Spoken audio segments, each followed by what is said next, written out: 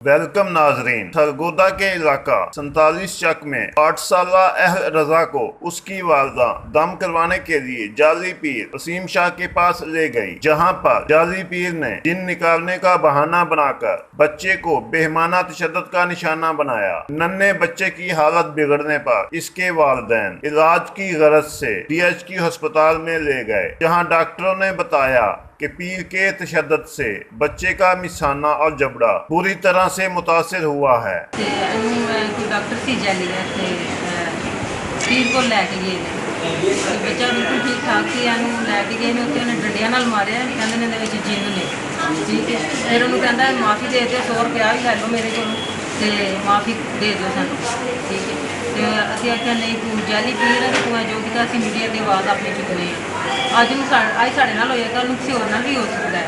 तो असीं बस इंसाफ चाहते हैं कि उन्हें चुकवाना चाहते हैं, उन्होंने पता चले कि कल साढ़े नाल अज साढ़े नाल होवे, कल किसी होर नाल ना हो। DPO साहब IG पंजाब साहब ਨੂੰ डॉक्टर की कहते हैं ਤੁਹਾਡੇ ਬੱਚੇ ਦੀ ਕੀ ਪੋਜੀਸ਼ਨ ਹੈ? डॉक्टर कह रहे हैं कि बहुत ज़्यादा सीरियस है बच्चा, ठीक है। असीं जबाड़ा भी टुट इसका गया, जबड़ा भी टुट गया है, तो खून बहुत ज़्यादा अंदरों आ रहा है ना, गोटियाँ आ रही हैं।